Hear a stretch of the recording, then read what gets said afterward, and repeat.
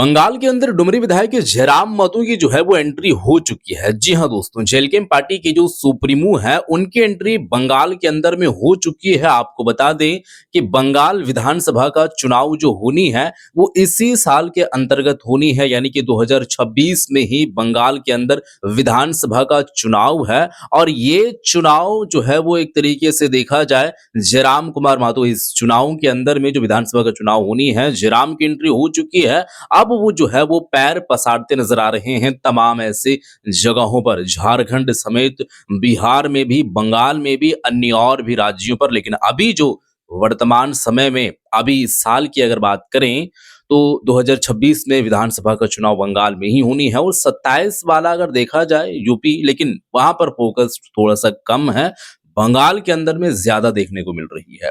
अपने हैंड से जो है वो लेटर पैड जारी कर दिए हैं और वो लेटर पैड मैं आप लोगों के सामने जो है वो रखने वाला हूं और आप लोगों को वो लेटर पैड में दिखाने वाला हूं कि किन लोगों का नाम है और आखिर में क्या कुछ है।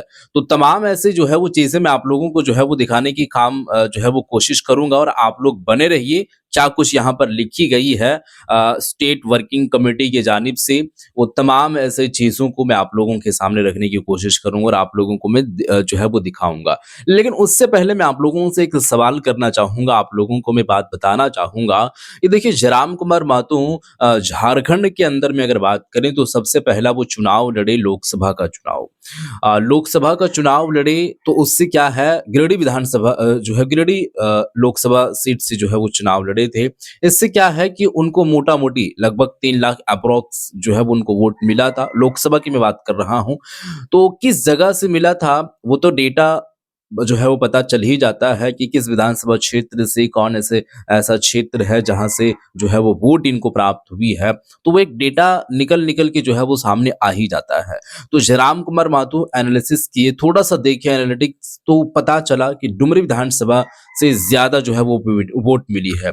तो दुर्भाग्य रहा कि वो जो है वो सीट, वो लोकसभा का यानी कि सांसद का जो है वो सीट वो नहीं जीत पाए। लेकिन यहाँ पर उनको पता चल गया कि किस जगह पर ज्यादा वोट हमें मिली है, उस जगह पर मैं खुद ही खड़ा हो जाता हूँ, बाकी के जगह पर अपने कैंडिडेट को जो है वो खड़ा करते हैं।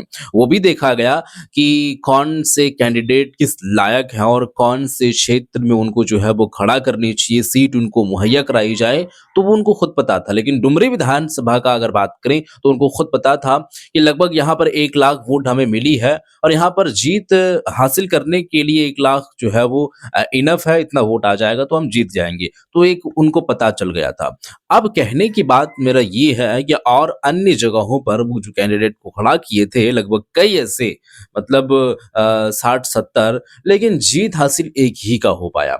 तो अभी उनको वर्तमान समय में जिस जगह का वो विधायक है या जिस स्टेट में वो रह रहे हैं, वहां पर उनको फोकस ज्यादा करनी चाहिए। अभी एक थोड़ा सा और देख करके अगला जो रिजल्ट आता 2029 में जो विधानसभा का चुनाव होता, तो इसमें वो देख लेते कि यहाँ पर रिजल्ट फिर क्या मिल रहा है। तो दोबारा देखने से क्या हो जाता है कि पता चल जाता है। तो उनको देख लेना चाहिए, या फिर जल्दबाजी ये हो गई कि विधानसभा में वो अपनी कैंडिडेट को जो है वो उतार रहे हैं। और लगभग खबरें सामने ऐसी आ रही है कि लगभग जो है वो 10 से 11 विधानसभा सीटों पर जो है वो अपना कैंडिडेट को वो खड़ा करेंगे। तो आप जितने भी देख रहे हैं, जितने भी दर्शक हैं जो इस वीडियो को देख रहे हैं, वो आपको अपने एतबार से बतानी है। मैं तो लेटर पैड आपको जो है वो दिखाऊंगा ही, और सबसे पहले मैं लेटर पैड ही आपको दिखा देता हूं। लेटर पैड आपके सामने है, यहाँ पर आप देख सकते हैं state working committee west Bengal के जमशेदपुर झारखंड लोकतांत्रिक क्रांतिकारी मोर्चा, इसके जो है वो लेटर पैड जयराम कुमार माथुर खुद जो है वो जारी किए हैं। सिग्नेचर में आप जयराम कुमार माथुर का नाम देख सकते हैं, सेंट्रल प्रेसिडेंट है। और यहाँ पर मैं आपको जो है वो बताने वाला हूँ, और नाम यहाँ पर खुद देख सकते हैं, भुवनेश्वर कुमार है, सुजीत्रा जो है वो महतो हैं, सौगता महतो हैं, मनोज महतो हैं, मंजू अंसारी है, और बिंद्रा महतो हैं, बिंदर महतो हैं, बनास बौरी है, और मोमेन खातून है, तपस महतो हैं, रंजीत महतो हैं। तो ये इन लोगों का जिस तरीके से यहाँ पर सीरियल नंबर के साथ साथ में यहाँ पर जो नामें यहाँ पर दी गई है और तमाम ऐसे जो है वो एक तरीके से कहा जाए तो ये जारी कर दिए हैं। और यहाँ पर खबरें सामने ये आ रही है कि 2026 में जो विधानसभा का चुनाव होनी है वेस्ट बंगाल के अंदर में, वो ज़ोरों शोरों से जो है वो तैयारियां चल रही है। और यहाँ पर हर एक क्षेत्र में लगभग 11 विधानसभा जो है वो सीट से वो चुनाव लड़ेंगे। वहाँ पर देखा जा रहा है कि किस जगह पर जो है वो वोट मिलने की ज़्यादा जो है वो संभावनाएँ हैं और ज़्यादा जो है नज़र आ रही है कि नहीं, यहाँ इस जगह से हम चुनाव लड़ेंगे तो फिर हम जीत हासिल करेंगे। तो खबरें अभी सामने यही आ रही थी, मैं आप लोगों के सामने जो है वो ये वीडियो लेकर के आया।